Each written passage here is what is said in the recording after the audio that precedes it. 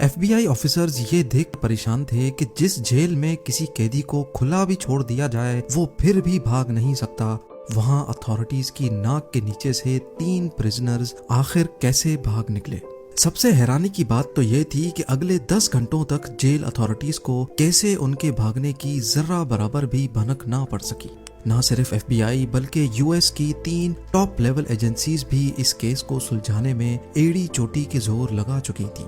हम बात कर रहे हैं एक ऐसे जेल ब्रेक की जो पिछले 60 सालों से सिर्फ उलझा हुआ ही नहीं बल्कि दुनिया के लिए अब एक मिस्ट्री भी बन चुका है। ज़ेम टीवी की वीडियोस में एक बार फिर से खुशामदीद। नाजरीन, पैसिफिक ओशन में मौजूद ये छोटा आइलैंड है तो सिर्फ 22 एकड़ पर फैला हुआ, लेकिन यहाँ दुनिया के खतरनाक मुजरिमों को रखा जाता था।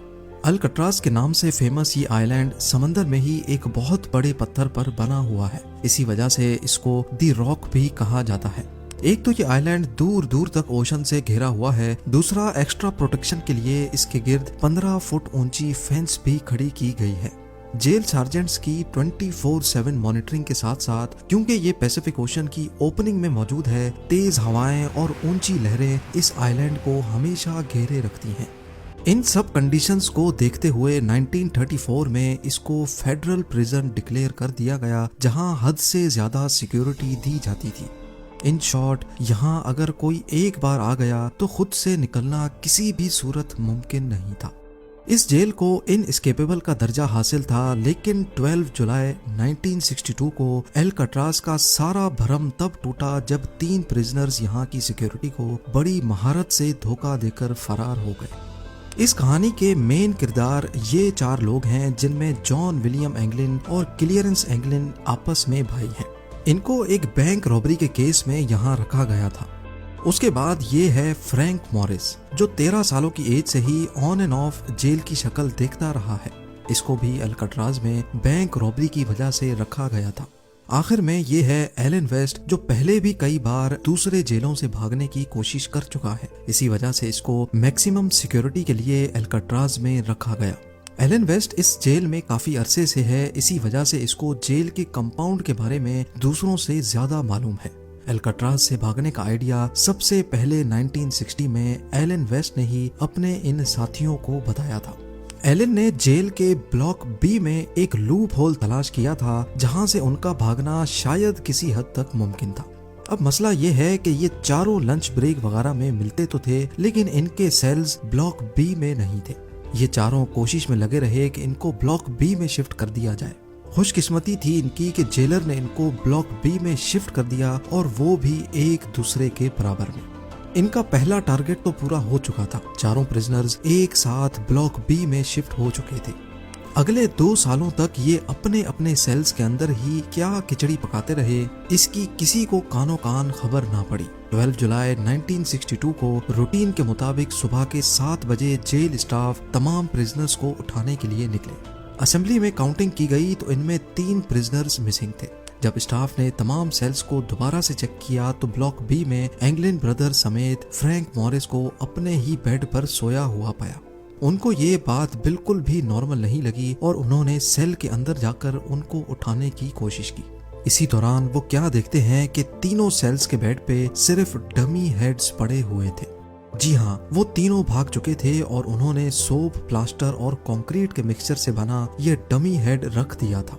इनमें से एक हाथ लगने की वजह से जमीन पर गिरकर टूट भी गया, जिसको इस फोटो में भी देखा जा सकता है।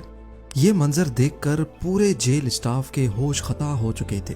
उन्होंने ये समझकर कि प्रिजनर्स आइलैंड से बाहर तो जा नहीं सकते, पूरे आइलैंड की छानबीन शुरू कर दी, लेकिन कहीं भी उनका नामो निशान ना मिल सका। सबको एक ही चीज सताए जा रही थी कि इतनी हाई सिक्योरिटी में एक भी नहीं 3 प्रिजनर्स भागे तो भागे कैसे। याद रहे कि इन भागने वालों में एलन वेस्ट नहीं था, जिसका असल में ये सारा प्लान था। इन्वेस्टिगेशन टीम बुलवाई गई और FBI को भी रिपोर्ट किया गया। ये देखा गया कि तीनों अपने सेल की दीवार में लगे छोटे वेंट को तोड़कर बाहर निकले हैं।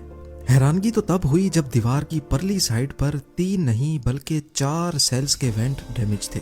जी हाँ, ये चौथा वेंट एलन वेस्ट के सेल का था, जो किसी वजह से अपने वेंट से बाहर निकलने में नाकाम रहा था। एलन वेस्ट को अब अच्छी तरह मालूम पड़ चुका था कि उसके बचने का कोई चांस नहीं है। लिहाजा उसने इसी बात में अपनी भलाई मानी कि इन्वेस्टिगेटर्स को सारा प्लान बता देना चाहिए। यहीं एलन ने एतराफ किया था कि सारा प्लान असल में उसी का था। उन्होंने ये डमी हेड्स बनाए थे और इसमें लगे बाल उन्होंने जेल के अंदर हेयर कट के दौरान ही चुराए थे। चारों सेल्स की बैक वॉल पे एक छोटा वेंट था जिसकी साइज 5 बाय 9.5 इंच थी। एलन को इन सेल्स का लूप होल मालूम था क्योंकि वो जेल की मेंटेनेंस में भी काम कर चुका था। उसको मालूम था कि इसकी दीवारें सिर्फ 6 इंच मोटी हैं और वेंट के सुराख को आसानी से बड़ा किया जा सकता है। 6 महीनों से चारों प्रिजनर्स मौका ढूंढकर इस वेंट के गिर्द सुराख करते थे। वो किचन से चुराए हुए चमचों की मदद से ये काम करते थे, जबकि आखिर में इन्होंने जेल के वैक्यूम क्लीनर की मोटर से एक ड्रिल मशीन भी बनाई थी। वो इस खुदाई को सीक्रेट रखने के लिए इसके आगे अपने म्यूजिकल इंस्ट्रूमेंट या फिर कोई सामान रख देते थे। ये सारा काम खास तौर पर म्यूजिकल आवर के दौरान किया जाता था, जब जेल ब्लॉक में काफी शोर शराबा होता है। वेंट एक कॉरिडोर में निकलता था जहां कोई सिक्योरिटी नहीं थी। यहाँ से एक ड्रेन पाइप सीधा ब्लॉक की छत पर जाता है जहां वो अक्सर मेंटेनेंस के लिए काम करते थे। एल्काट्राज में प्रिजनर्स को बिजी रखने के लिए उनसे मेंटेनेंस का काम करवाया जाता था। ये चारों प्रिजनर्स भी मेंटेनेंस करने छत पे जाया करते थे और इस बहाने वो अपने भागने के प्लान के लिए हर छोटी से छोटी चीज का जायजा भी लेते थे। छत से वो एक और पाइप को यूज करके नीचे उतरे और फिर आइलैंड की 15 फुट बड़ी फेंस को टॉप कर भाग निकले। उन्होंने अपनी सारी तैयारी पूरी कर रखी थी। रबर रेन कोट्स को जोड़कर अपने लिए एक इन्फ्लेटेबल राफ्ट भी पहले से ही बना रखी थी।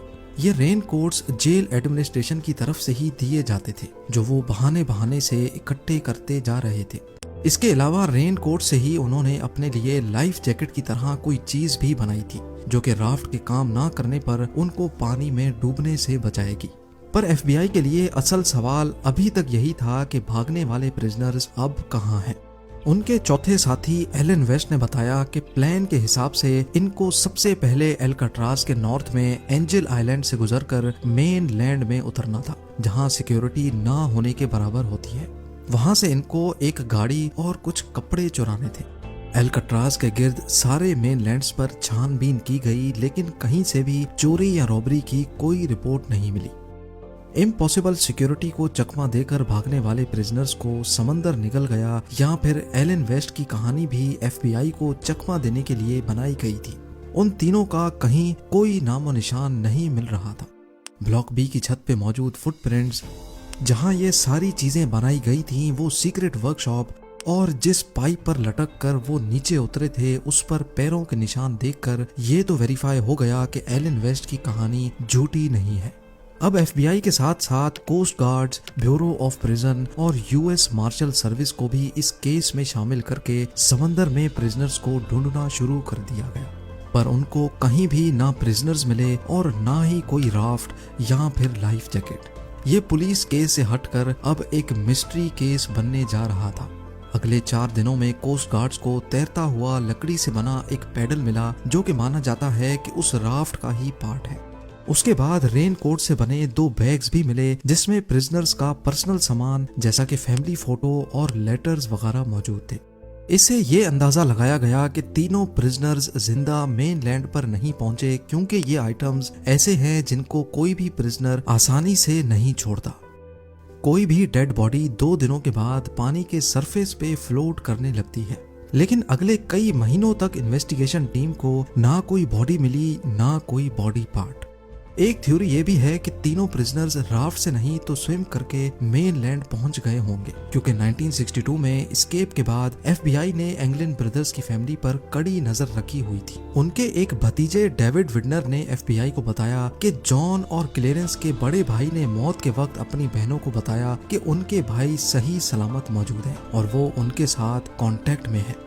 कई फैमिली मेंबर्स ने एफबीआई को ये भी बताया कि फैमिली में छोटे बड़े दिन पर 2 खवातीन अजीब से मेकअप में देखी गई है, जो शायद जॉन और क्लेरेंस ही भेस बदल कर आते हैं, लेकिन इसके बाद वो दोनों खवातीन कभी नजर नहीं आई।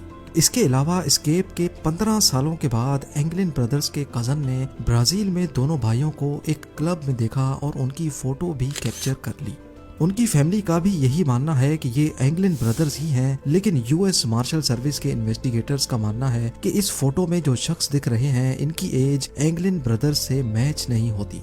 ये आखिरी बार था जब एंगलिन ब्रदर्स के जिंदा होने की कोई खबर मिली थी। इसके बाद आज तक इनका कोई अता पता ना चल सका। एस्केप के अगले ही साल अल्काट्राज को बंद कर दिया गया। 1979 में हिम्मत हार कर FBI ने भी ऑफिशियली इस केस से हाथ उठा लिए। अब सिर्फ यूएस मार्शल सर्विस है जहां ये केस अभी तक खुला हुआ है, और ये तब तक खुला रहेगा जब तक या तो प्रिजनर्स पकड़े नहीं जाते, उनकी डेड बॉडी नहीं मिलती, या फिर उनकी एज 99 नहीं हो जाती।